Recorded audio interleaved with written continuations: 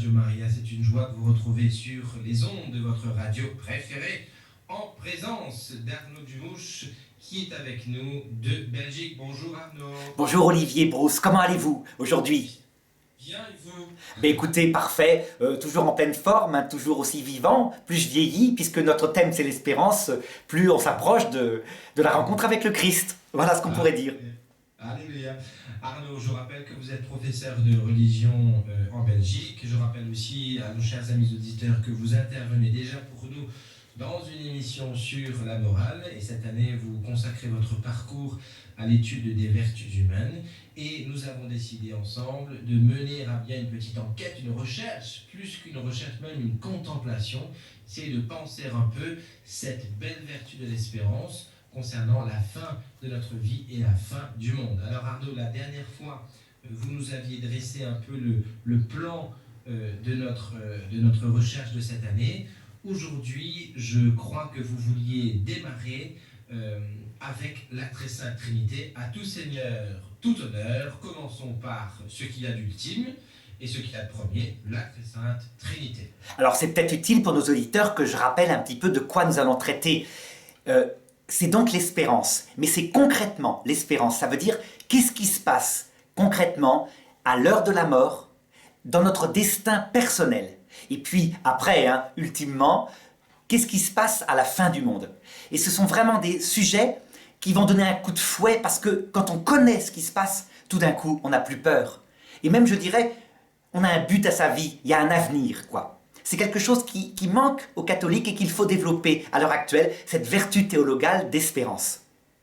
Alors, le problème, c'est que, voyez Olivier, pour comprendre tout ça, il faut que ce soit limpide. Or, vous savez, dans toute discipline qui cherche à connaître une chose, il faut qu'il y ait un principe, un seul, qui éclaire le reste. On appelle ça un principe de connaissance. C'est par exemple, si vous regardez un artiste, il suffit de comprendre l'inspiration qu'il a dans sa tête, l'œuvre à laquelle il veut aboutir, et tous ses actes deviennent logiques. Si vous le voyez ramasser dans la nature des plumes d'oiseaux, et que vous savez qu'en fait il veut faire un tableau où il y aura des plumes, tout devient logique. C'est exactement pareil en théologie. C'est simple, mais à condition de ne pas se tromper de principe. Eh bien, le principe qui éclaire tout, évidemment, c'est la cause qui nous a créés, qui a tout créé, c'est la Trinité.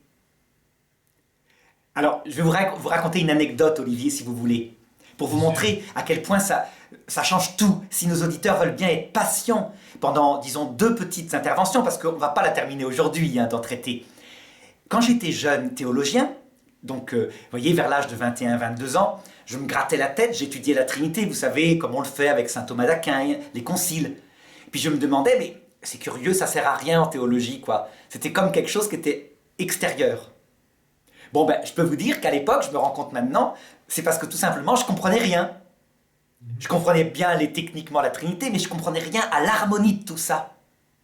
Ça veut dire que si on comprend la Trinité, qui est la cause, la personne qui nous a créés, donc c'est Dieu, on comprend pourquoi on est sur Terre. Pourquoi il faut qu'on passe par la vie terrestre, et pourquoi, alors qu'il nous crée en vue d'un mariage d'amour, il veut qu'on le voie face à face si nous le voulons un jour. Eh bien, pourquoi il ne nous met pas directement dans ce mariage d'amour? Pourquoi il nous fait traîner sur Terre avec un corps qui va se fatiguer? Et puis c'est bizarre, c'est même cruel quelque part. Regardez, quand on est jeune, on a tout l'espoir devant soi, puis après, la vie c'est un long moment où petit à petit, on perd tout, jusqu'au tombeau. Donc c'est le fameux mystère de la souffrance. Donc je prétends que, vous allez voir, quand on va comprendre, comme on peut, c'est une compréhension bien lointaine, on ne la voit pas encore, mais la Trinité, eh bien, on va pouvoir traiter à un moment donné de l'explication de notre vie terrestre. Donc ça va permettre de faire un grand panorama de toute la théologie, si vous voulez. C'est un projet, voyez, Olivier. Tout à fait, tout à fait. Non, je vous écoute religieusement, Arnaud, continuez. Alors, voilà, donc, abordons directement la Trinité, si vous voulez. Donc, ce qu'on va faire ça, si vous voulez, un petit peu sous forme de dialogue. Comme ça, je vais vous poser des questions pièges, rien que pour voir comment vous allez répondre. Olivier, regardez, si nous sommes d'accord, Dieu, il est. Il n'existe pas. Exister, c'est sortir de quelqu'un. Il est. Il est éternel. Son nom, c'est Yahvé.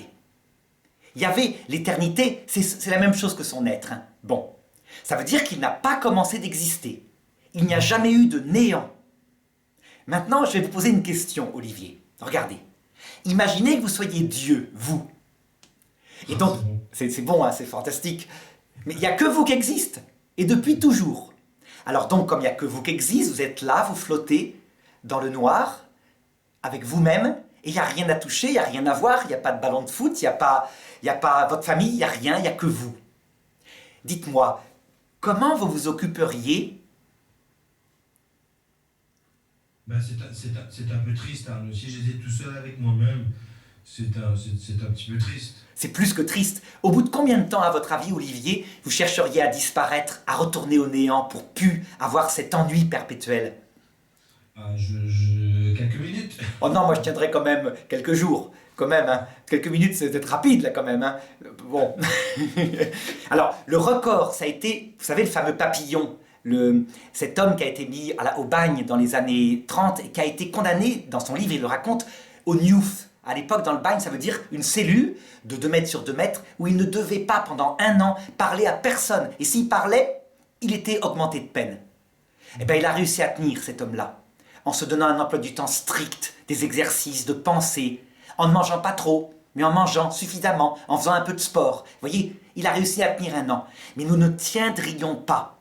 Nous ne sommes pas faits pour ça. Vous voyez, en fait, Olivier, nous sommes comme des demi-êtres, disait Platon. Ça veut dire que nous ne sommes pas complets, on a besoin des autres pour vivre. Et en particulier de notre épouse, notre moitié, c'est pas pour rien qu'on parle de ce mot-là. C'est vrai, ça marche. Donc, résultat, là, je suis en train de vous embêter parce que, regardez, si vous vous projetez par rapport à Dieu lui-même, qui est de toute éternité, à votre avis, comme ça, vous me diriez, mais comment il s'occupe?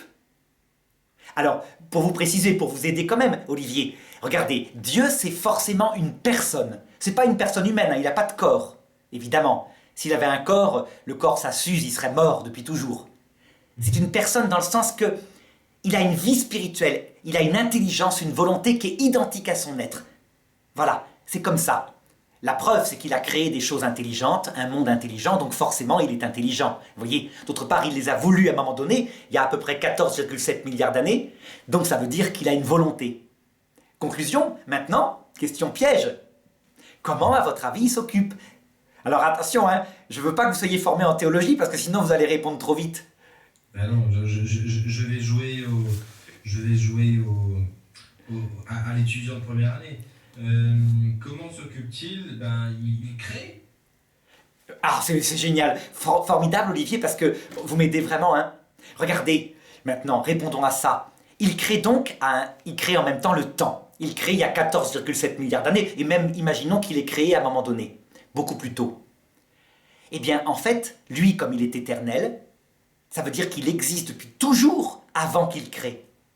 Et donc, vous ne m'avez pas répondu à ma question. Comment il s'occupe depuis toujours? Il s'occupe depuis toujours. Ben, il ne peut pas s'occuper. S'il est tout seul, c'est bien triste. Voilà, c'est vrai, on est un peu coincé. Et donc on se dit, ça doit être une vie très triste. Alors, en réalité, regardez, alors je trouve des tas de réponses. Quand je pose la question, vous voyez, en classe, ils me disent, il réfléchit à ce qu'il va créer. C'est pas mal, hein, quand même, il faut y penser.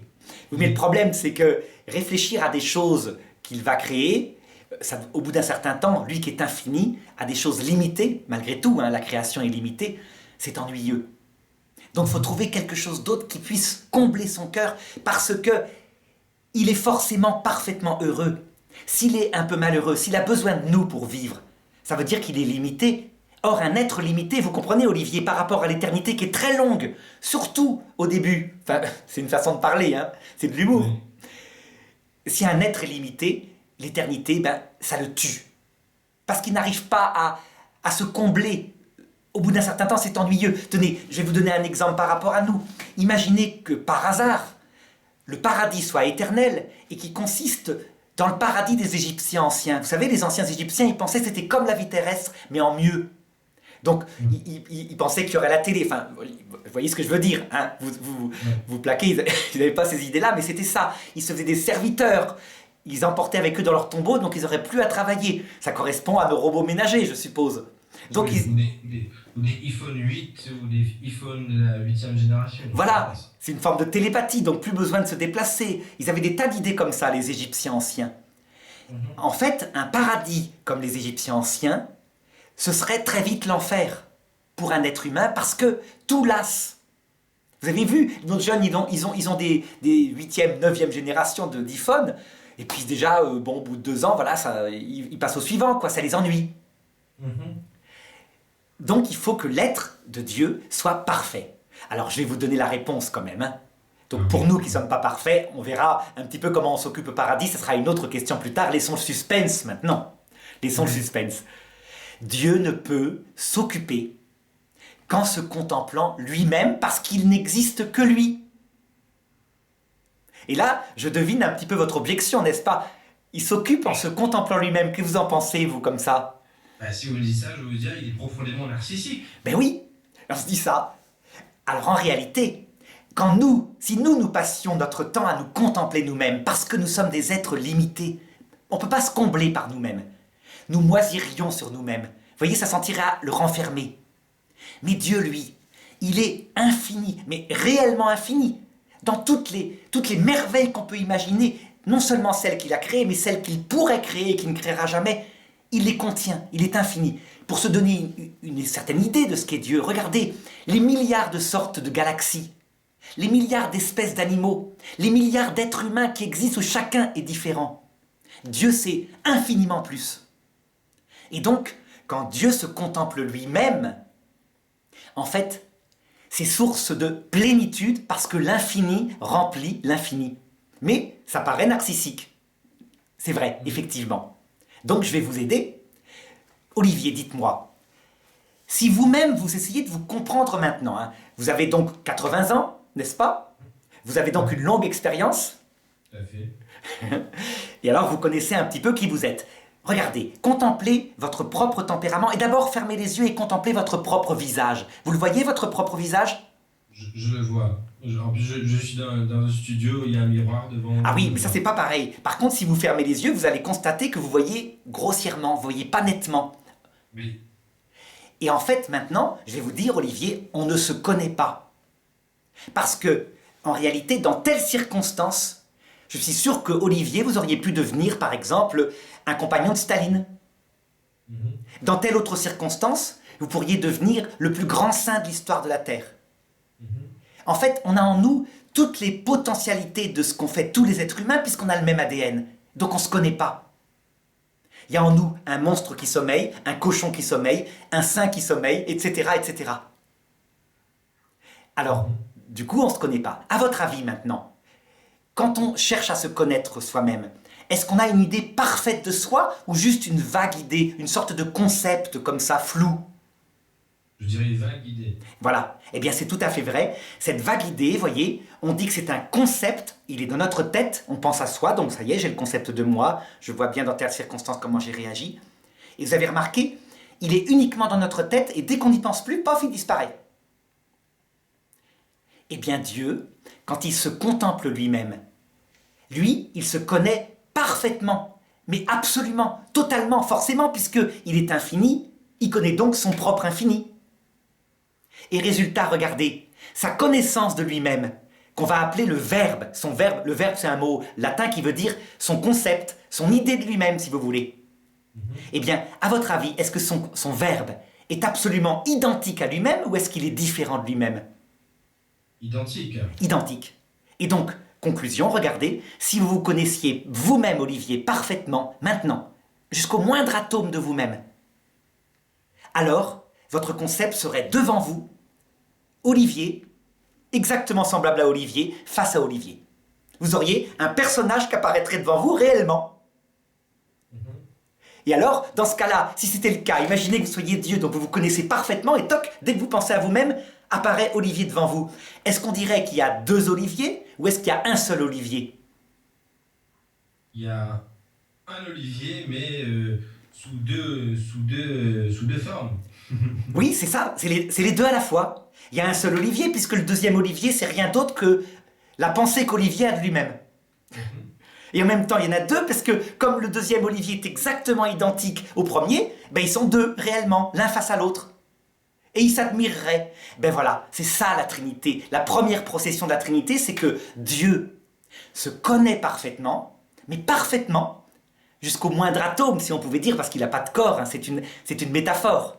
Et donc, face à lui, il y a Dieu, son Verbe, identique à lui-même. On a bien un seul Dieu, puisque c'est Dieu et sa propre connaissance de lui-même. Et pourtant, ils sont deux. Du coup, vous savez comment il l'appelle dans l'Évangile? Cet autre Dieu qui est Dieu. Plutôt que de l'appeler le Verbe, ça c'est dans Saint Jean que c'est dit textuellement, j'invente pas hein, quand même, hein, vous voyez, il l'appelle le Fils. Et lui s'appelle le Père. Pourquoi? Parce que ça montre que c'est une relation de deux personnes identiques face à l'une à l'autre et qui en fait sont un seul Dieu. Mais c'est une relation d'amour, de plénitude, de connaissance. Alors, petite question déjà, Arnaud. Si vous dites qu'il y a un autre, qu'il y a Dieu en face de Dieu, est-ce que ce Dieu a les mêmes caractéristiques? On comprend, et on voit bien où vous voulez en venir, qu'ils ont la même nature, mais comment différencier et comment caractériser ces deux personnes? Est-ce qu'elles ont les mêmes caractéristiques, si je peux m'exprimer ainsi, ou soit elles sont totalement identiques? Pourquoi n'y aurait-il pas le Père et le Père, et pourquoi c'est le Père et le Fils? Alors d'abord, elles sont complètement identiques. Absolument, à 1000%. Pourquoi? Parce que le Père se connaît parfaitement et donc son concept est identique à lui-même. C'est pour ça qu'on dit, vous vous rappelez les premiers conciles de l'Église, homoousion, une seule nature. D'autre part, regardez, ce qui les différencie, c'est qu'il y en a un qui connaît et l'autre qui est sa connaissance de lui-même. Donc ce qui les différencie, c'est un mode de relation. Ils sont en relation l'un devant l'autre comme le connu et le connaissant. D'accord. C'est tout. Mais sinon c'est pareil. C'est pour ça que la Trinité de Roublev, la meilleure icône de la Trinité, elle est bien supérieure aux Trinités occidentales. Vous savez, on a un vieux barbu gris, un jeune barbu brun et un pigeon. Ça, c'est moins bien, vous voyez. La Trinité russe de Roublev, Saint André Roublev, un saint russe, un peintre, c'est trois personnes identiques, et vous avez remarqué, on ne sait pas si c'est un homme ou une femme, chacune des personnes, parce qu'ils ont des qualités masculines et féminines, masculines de puissance. Le Père, c'est celui qui est éternel, ça c'est une qualité qu'on va plutôt attribuer à la masculinité, mais des qualités féminines comme l'humilité, l'amour, la tendresse, vous voyez, des choses comme cela. Donc c'est la meilleure icône. Ça va? J'ai répondu un petit peu? Oui, je veux bien que vous reprécisiez encore, peut-être pour nos auditeurs, donc Dieu identique face à lui-même, identique selon la nature. La seule différence qu'on trouverait ne serait pas au niveau de la nature, mais au niveau, je dirais, au niveau... des relations.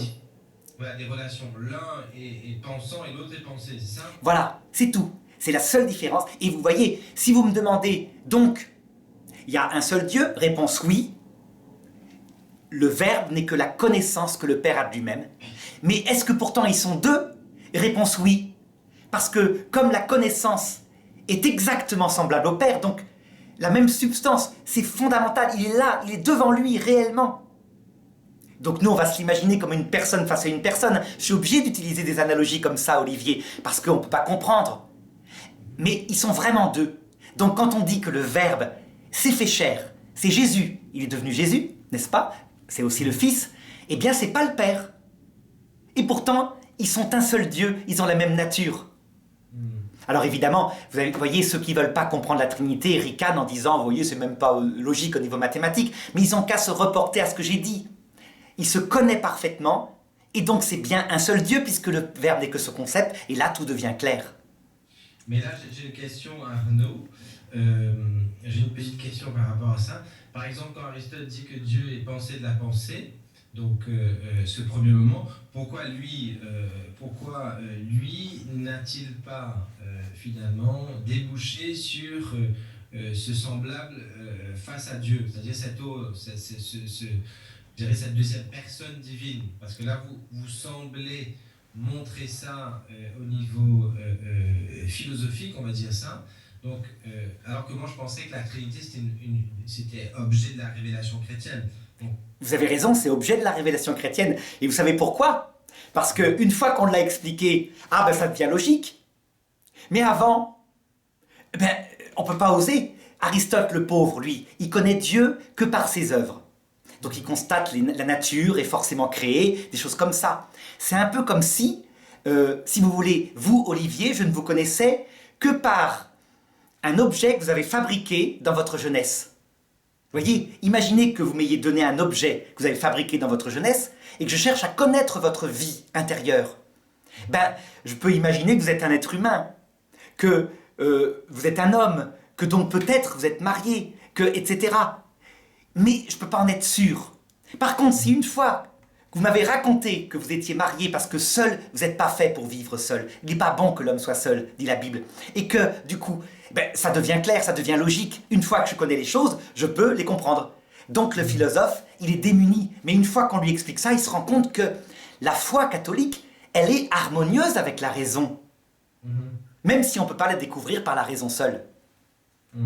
Parce que ce qui est dans votre démonstration, ce qui n'est pas évident, c'est à moi de vous mettre en difficulté. Hein. Ah oui, c'est à votre tour. Enfin, allez-y, essayez. Hein.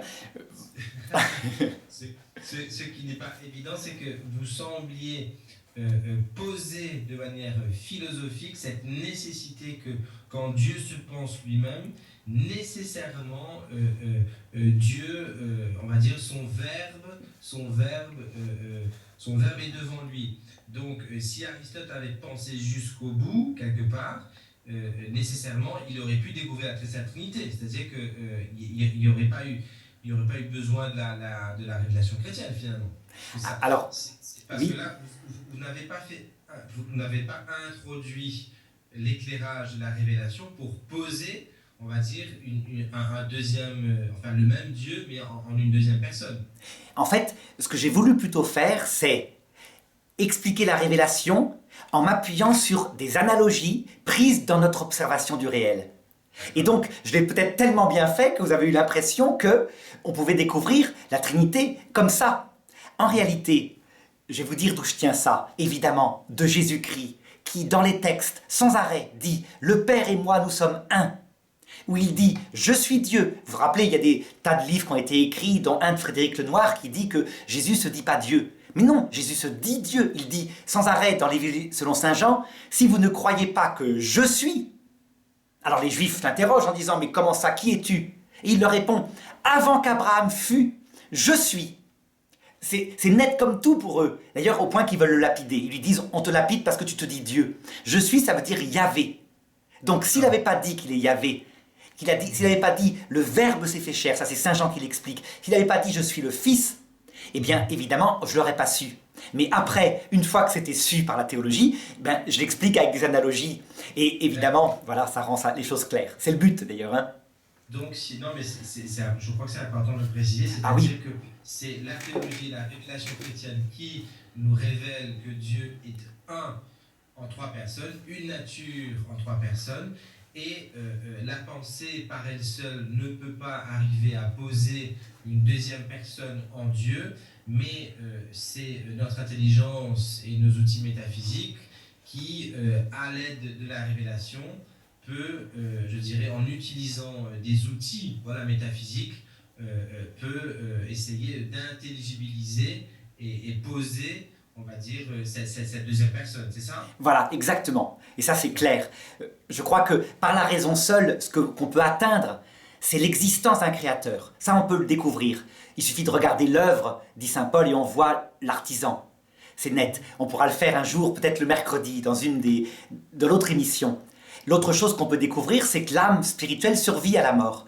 L'Église, elle appelle ça les préambules de la foi. Ça veut dire que la raison peut y atteindre toute seule. Par contre, la vie intime de Dieu, les musulmans, d'ailleurs, ils nous disent, c'est impossible d'approcher ça. D'ailleurs, ça ne nous est pas possible parce que Dieu est trop grand.